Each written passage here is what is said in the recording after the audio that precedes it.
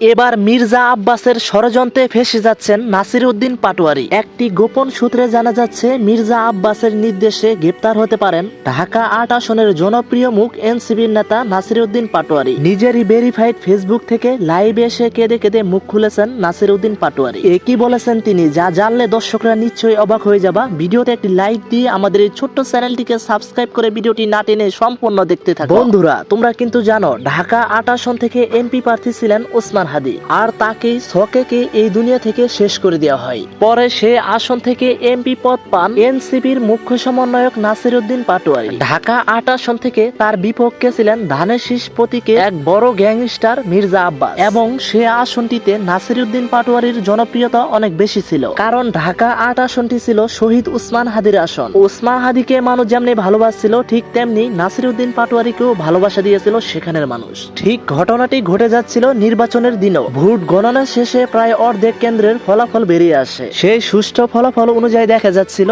নাসিরউদ্দিন পাটোয়ারি বিপুল ভোটে জয়ী হবে, এবং সে সময়ে বিভিন্ন নিউজ চ্যানেল থেকে জানা যাচ্ছিল নাসিরউদ্দিন পাটোয়ারি মির্জা আব্বাসের থেকে অনেক এগিয়ে। তার ঠিক কিছুক্ষণ পরেই ঘটে গেল এক আশ্চর্য ঘটনা। এই জুলাই যোদ্ধা নাসিরউদ্দিন পাটোয়ারির বিজয়ের কথাটি শুনেই মির্জা আব্বাসের কিছু নেতাকর্মী এবং মির্জা আব্বাসের স্ত্রী আফরোজা আব্বাস তারা মিলে কিছু ভোট কেন্দ্র দখল করে নেয়। মির্জা আব্বাসের নেতাকর্মীদেরকে আরো দেখা যায় কিছু কিছু ভোট কেন্দ্রে ঢুকে সিল মারতে। প্রথম থেকে শেষ পর্যন্ত এর প্রতিবাদ শুধু করে যাচ্ছিলেন নাসিরউদ্দিন পাটোয়ারি একাই।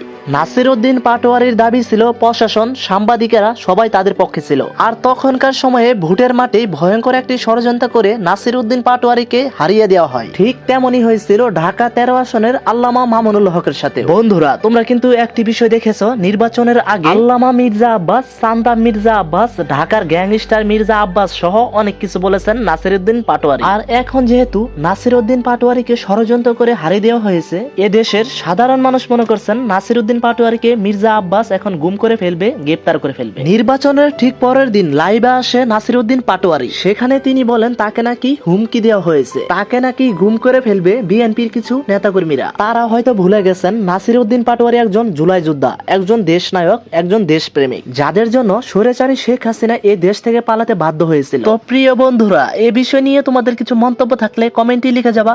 আপডেট ভিডিও পেতে আমাদের এই ছোট্ট চ্যানেলটিকে ভাই সাবস্ক্রাইব করে দিয়ে একটি রিকোয়েস্ট করলাম। ধন্যবাদ।